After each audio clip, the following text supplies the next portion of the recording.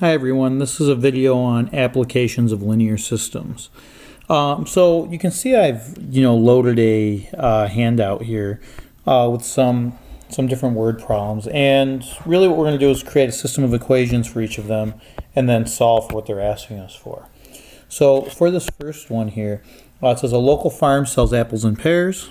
If 2 apples and 5 pears sells for $11.25 and 4 apples and 2 pears sells for $8.50, determine the cost for an apple and the cost for a pear. So the first thing you should think about when you're looking at this is, how many things are they asking you to find? And in this case, you're looking for 2 things, right? The cost for an apple and the cost for a pear. So when we do a word problem, typically we want to write a let statement defining our variables. So I'm just going to let x equal one of the things I'm looking for. So in this case, I'm going to let x equal the cost for an apple. And I'll let y equal the cost for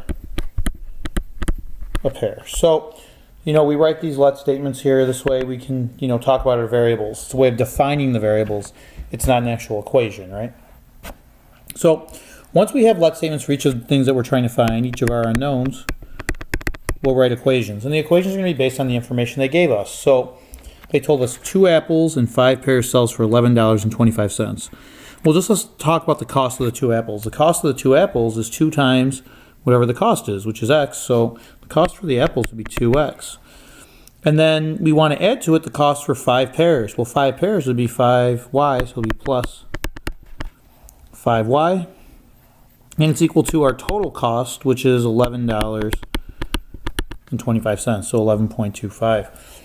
So that's the first equation based off the first circumstance they told us, right? 2 apples and 5 pears sells for $11.25, so 2x plus 5y equals $11.25.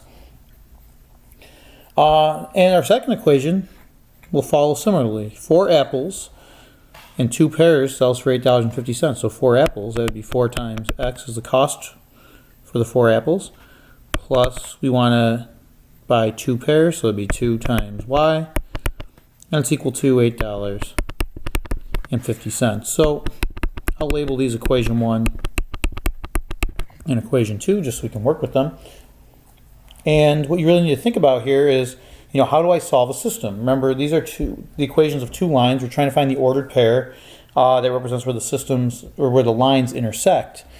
In this case, you could choose either use elimination or substitution method. I'm going to pick to use elimination, and the main reason I'm going to pick to use elimination is because I'm looking at this and I notice that all my coefficients are something other than 1, so it's easier probably to eliminate than it is to use substitution. So I'm going to choose to eliminate my x's, mainly because I can see 2 and 4 are multiples of each other, right? 4 is a multiple of 2, whereas 2 and 5 means I have to manipulate both equations. So if I choose to eliminate x's,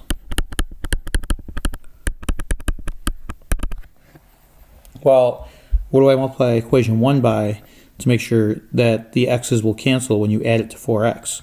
In other words, what do I have to multiply 2x by to make it look like a negative 4x? And so I'd multiply equation 1 by negative 2. So I'm going to do negative 2 times equation 1, and then I'm going to add it to equation 2. So negative 2 times equation 1 will be negative 2 times 2x plus 5y equals negative 2 times 11.25. And really we're just going to distribute through now. So we have negative 2 times 2x will give me negative 4x. Oops. Alright, so let me erase that. So negative 2 times 2x gives me negative 4x. Negative 2 times a positive 5y gives me a negative 10y. And negative 2 times 11.25 is negative 22.5. So that's my new equation 1 after I manipulated it. Equation 2 doesn't have to be manipulated at all, so I'm just going to write that over here underneath as what we had before, which was 4x plus 2y equals $8.50 or $8.50.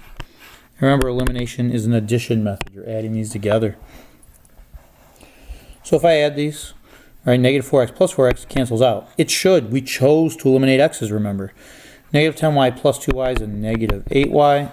Negative 22.5 plus 8.50, that's equal to a negative 14.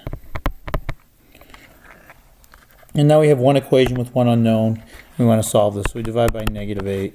We divide by negative 8. So we get y equals a negative over a negative, which makes it a positive. Remember what this represents. It represents a price, right? It's the cost for a pair. So I want to use decimals here to 2 decimal places.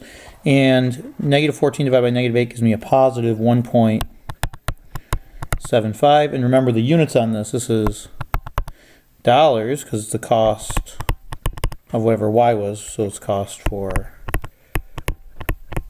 a pair.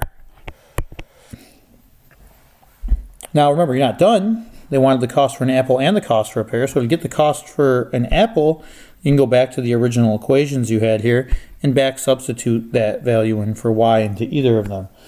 So if I bring this over here just so you can see it a little easier, I'm going to back sub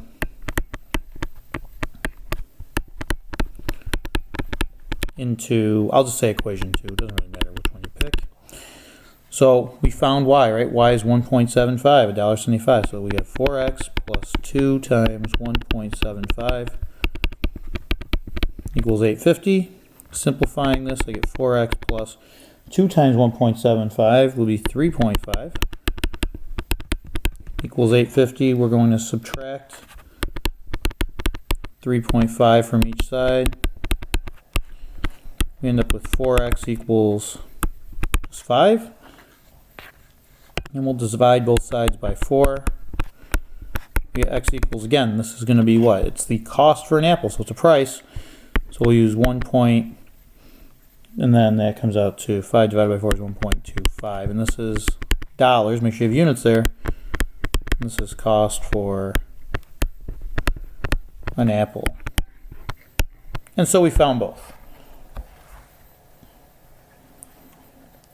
So, make sure you answer the question. Make sure you answer both parts of it.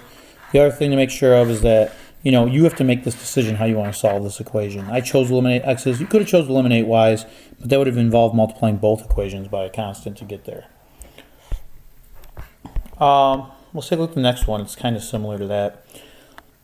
It says, a movie theater sells adult and children admission. 2 adults and 3 children cost a total of $35.25.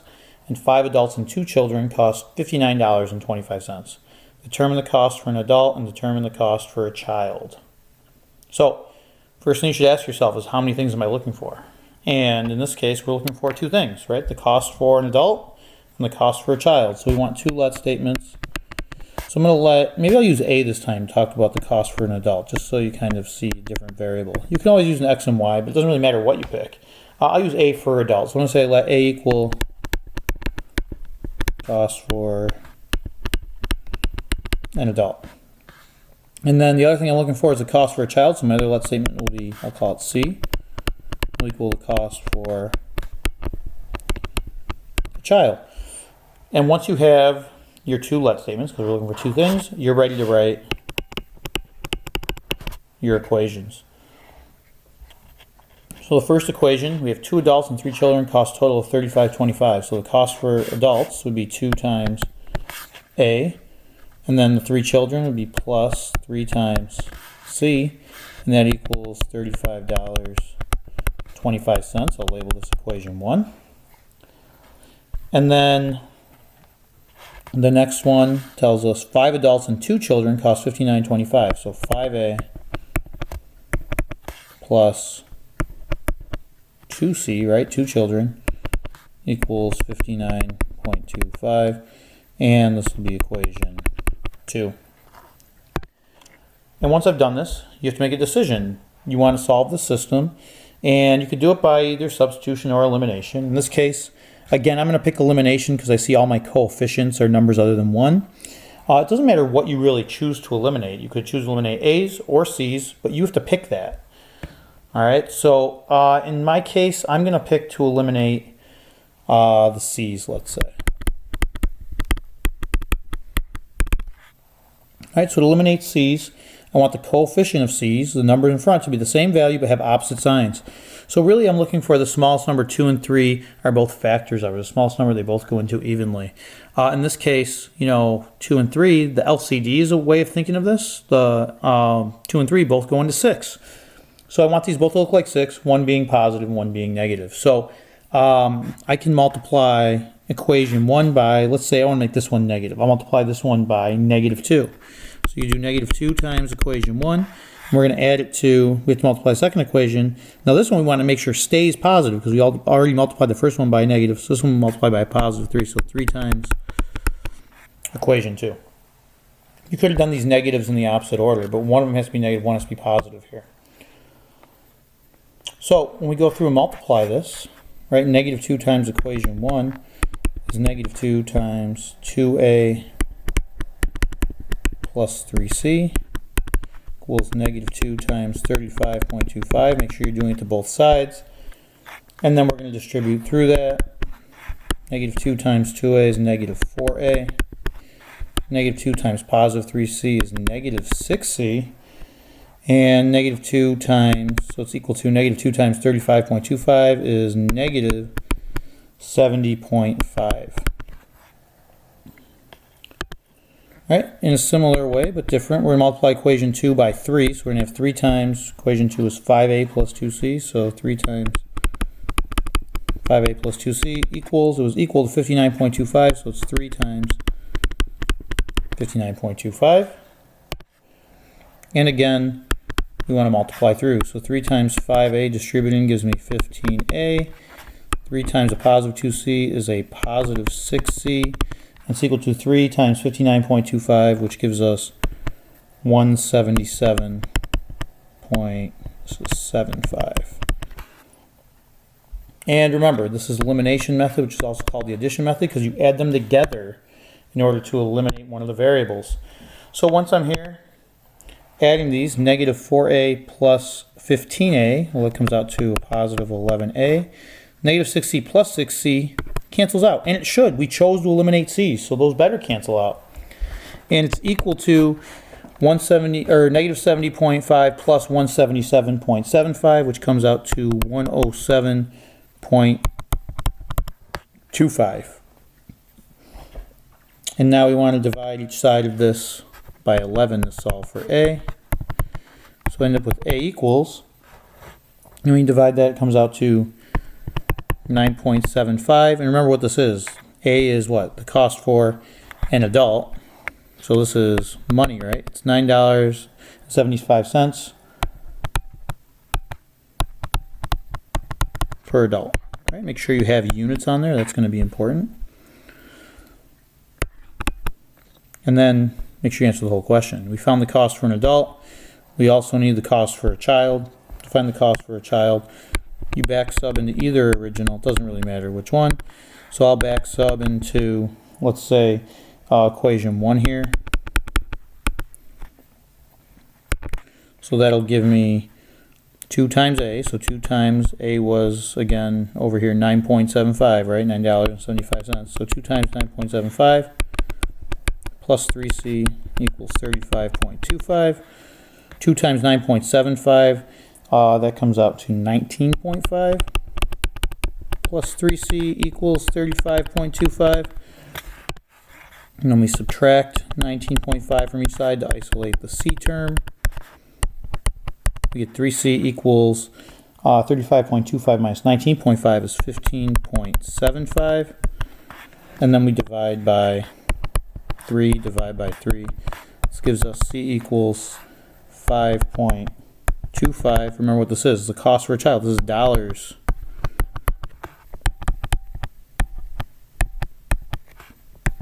per child. Right? So the cost for an adult we found was $9.75. The cost for a child is $5.25 at this movie theater.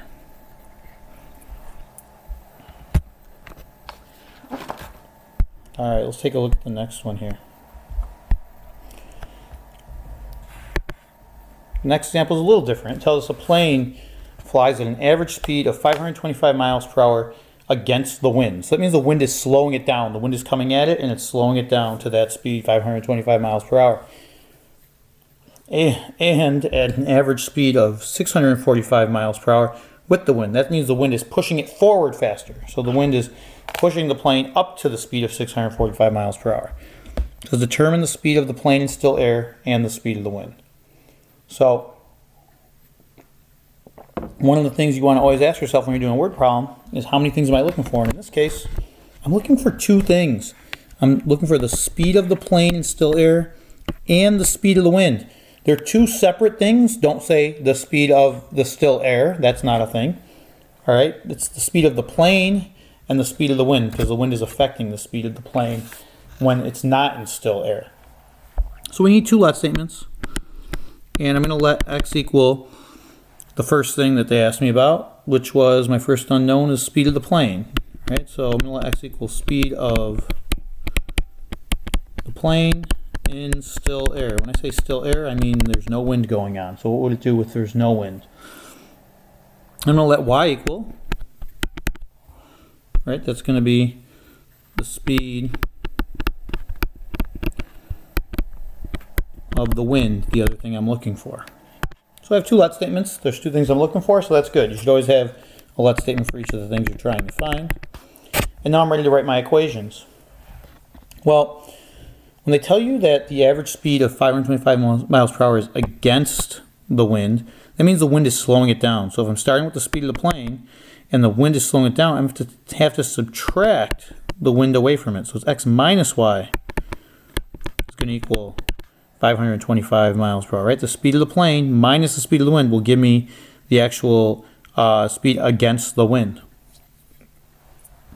And similar but different, if I'm going with the wind is speeding me up, meaning that I have the speed of the plane plus the wind is helping me go faster. So it's x plus y, the speed of the plane plus the speed of the wind equals 645. And I'll label these equation 1 and equation 2. All right, so that's how you form your equations. Now I want to solve this. Now if I'm trying to solve this, you can choose either to use elimination or substitution. I would pick elimination because I noticed that the coefficients of y are exactly the same value but opposite signs already, right? This has a negative one, the second one has a positive one. So when I add those will cancel. So right away you can eliminate y's. Right, so we're going to eliminate y's, and we're picking that because it's just the easiest thing to eliminate. Make sure you add these together. X plus x is 2x. Don't lose that. Negative y plus y, well, they cancel out. They should be eliminated. And it's equal to 525 plus 645, which is 1170.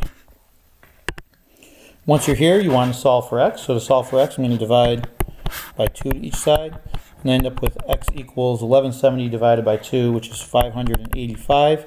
Make sure you know what you found. This x is what? It's going back to your let statement, speed of the plane in still air. So 585 miles per hour, right? And that's, just so we know, speed of plane in still air. So if there was no wind at all, that's how fast the plane is going. Now, I didn't answer the whole question yet, right? I found the speed of the plane in still air. You also need to back sub, remember, to get the speed of the wind. You can substitute into either of these. I'm going to back sub into 2 because it's easier to work with it because it's got a positive value in there for y. So I back sub into equation 2. It says x plus y equals 645. Well, x we know is 585 plus y equals 645.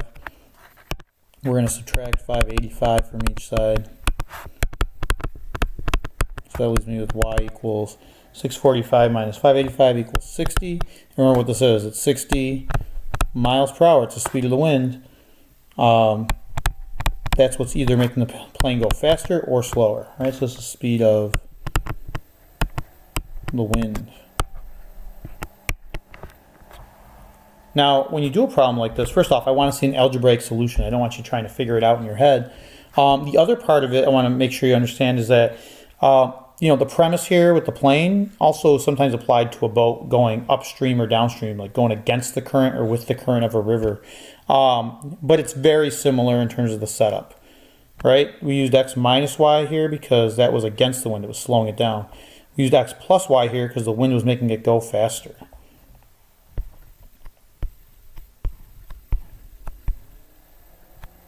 All right, the next example we see here, it says a store sells a mixture of peanuts and cashews.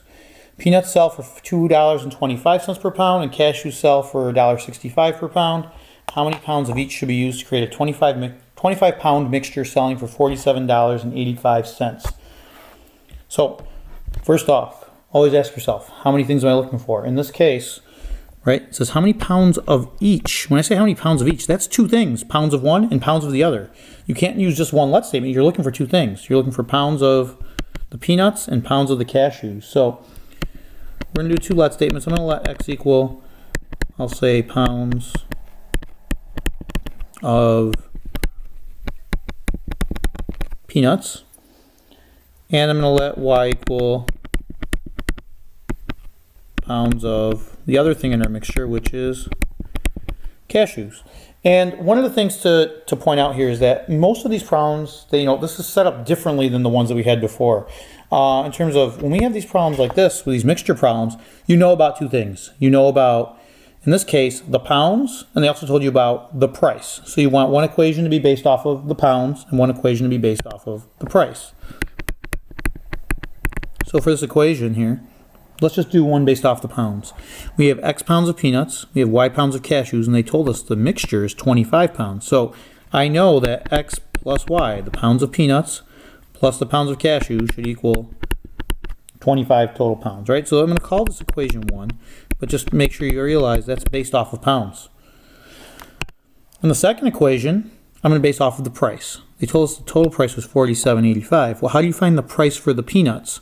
Well, the peanuts sell for $2.25 per pound. So if I have X pounds of it, remember how this works. It's the rate times the amount will give you the cost, right? So $2.25 times X pounds will be 2.25x, the cost of the peanuts that are in the mixture.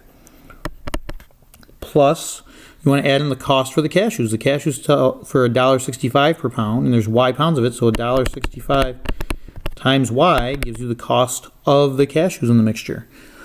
And this is equal to the total cost, which they told you is $47.85, right? That's dollars. So you can just, leave it as is. This is equation 2.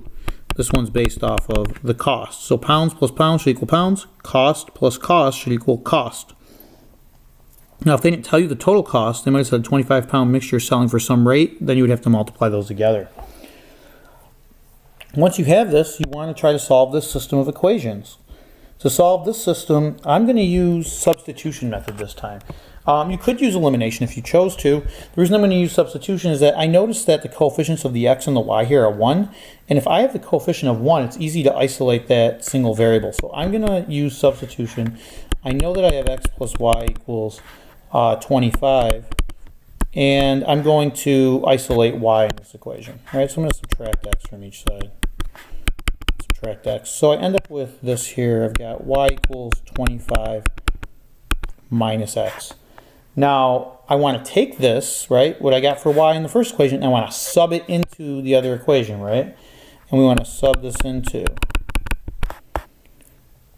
equation 2, right, the other equation, for y. In other words, I'm taking this value for y here, I'm replacing it there with 25 minus x. And the reason we're doing this is because when you solve by substitution like this, you'll get in a single equation that only has x's in there, and then we can solve. So substituting this in, this gives us, we have 2.25 times x plus 1.65 times, now I'm replacing y is equal to 25 minus x. So she have parentheses, times 25 minus x equals 47.85. And if you're familiar with the problems we've done previously about, the rate times the amount equaling the cost when we have mixture problems, this was the setup we had back when we did these in earlier sections, meaning that you could have done this with one variable, just calling x the pounds of peanuts and then 25 minus x the pounds of cashews, which is really what this says when we say y equals 25 minus x. But once you have this here, you have a single variable in your equation you can solve. So I'm going to distribute through. So you have 2.25x plus 1.65 times 25 is 41.25. 1.65 times a negative x is negative 1.65. X equals 47.85. Then you want to combine like terms. 2.25x minus 0.65x is just 0.60 or just 0.6x plus 41.25 equals 47.85. And then you want to isolate the variable on one side, so I'm going to subtract 41.25 from each side. I end up with 0.6x, these cancel, equals, here we have 6.6, and you divide both sides by 0.6, divide by 0.6, we end up with x equals, and this comes out to 11. But it's 11 what? It's 11, whatever x was, pounds of peanuts. So this is 11 pounds, make sure you have units. This is 11 pounds of peanuts. Once you have this, right, remember you want to back substitute to find the pounds of cashews. Now you could use one of the original equations here. I might point out though that you have y equals 25 minus x already set up here, so I could really sub into that right away. So if I back sub into this, right, now at the end we have y equals 25 minus x, which is 11, which equals 14 pounds, and this is of cashews. If you subbed into the originals, you'd still get the same answer. You would just have to subtract the 11 over at that point. So a little different setup than the previous problems we saw because, you know, they gave you information about two different things. One equation was based off the pounds. The other equation was based off the cost. So these mixture problems a lot of times will have one based on a quantity you know, one based on a different quantity you know.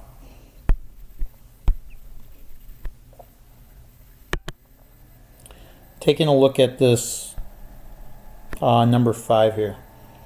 It says how many ounces each of a 35% acid solution and a 10% acid solution need to be mixed to make 50 ounces of a 20% acid solution.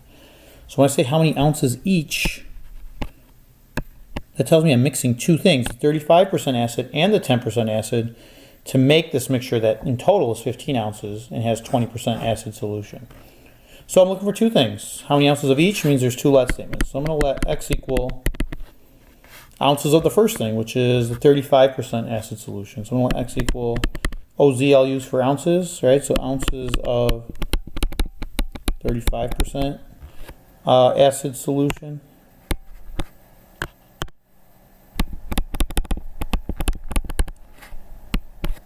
And I'm going to let y equal, my other variable, equal the ounces of the other thing I'm mixing with it, which is the 10% acid solution. This is ounces of 10% acid solution. So once we have that, we're ready to set up our equations. Now again, similar to the last example, they told you about two things. One thing they told you about was total ounces. The other thing they told you about was concentration. So that's how we're going to get our equations. So the first equation, I know there's 15 ounces total. I know I have x ounces of the 35%. I have y ounces of the 10%. So I know that x plus y should equal 15. I'm going to label this equation 1. This is all based off of ounces, remember. The second equation that you're going to have is going to be based off of the concentration in the mixture. Now the concentration, right, 35% acid solution tells you that, you know, 35% of it is made up of pure acid and the rest is made up of, you know, water or anything else in these solutions. So 35% acid solution, if I wanted to figure out, well, how much pure acid was in there, I would take 0.35. Because remember that percent of 35% is a decimal. You want to move that back 2 decimal places. Move your decimal point there to make it 0.35. You could also just divide the percent out of 100 to get 0.35. So it's 0.35 times the amount of acid, or the amount of solution you have. So times x will give me the amount of pure acid that came from the first part. So 0.35x.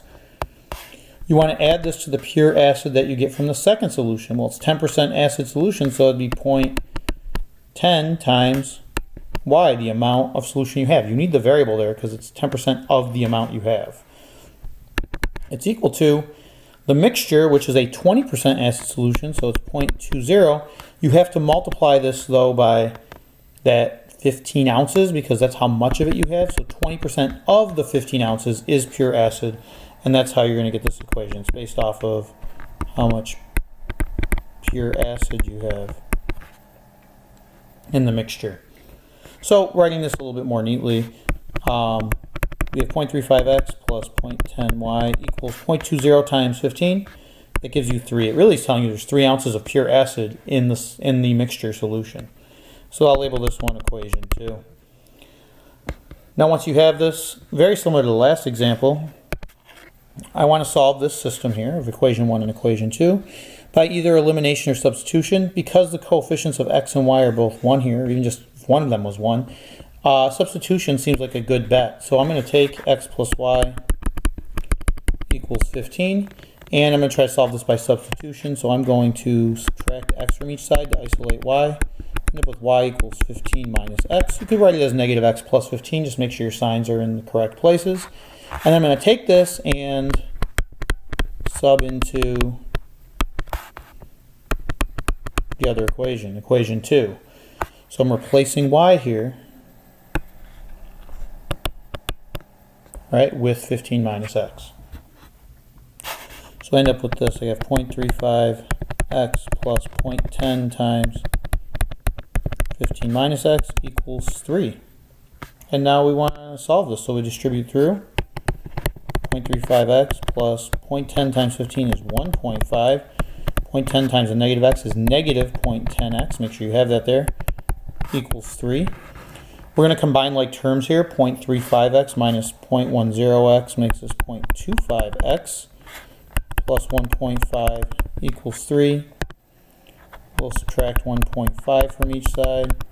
End up with 0.25x equals 1.5. And then we're going to divide by 0.25 to each side, which gives me x equals 1.5 divided by 0.25 is 6. And make sure you know what you found. 6 what? Well, x was ounces of 35% solution, so 6 is in ounces of 35% acid solution. Now remember, you have to answer the whole question. We found the first amount we're mixing, 6 ounces of 35%. How do you find how much is left over for the other one? You could sub into either of the original equations, or you notice you have y equals 15 minus x right here. So I know that, you know, y should equal 15 minus whatever x is, right? So 15 minus x is 15 minus 6. So y equals 9. Again, this is ounces of, in this case, 10% acid solution. So, making sure that you do find, you know, both answers at the very end. The next example is very similar. I'm not going to show all the work for it here, but I'll give you the solution so you know what the answer should be to check yourself. So at the end of this problem, you know, you should get 14 ounces of 20% solution, which is going to be mixed with 16 ounces of the 5% solution. Again, it's very similar to the one above, so I'm not going to write out the whole solution here. But this is, you know, the answer, right? Or what you should get when you've completed it. So hopefully this video helps solve systems that have application type problems. It's really not too difficult compared to how you were solving systems before. It's really more about analyzing what the word problem's asking you to find and then setting up the equations.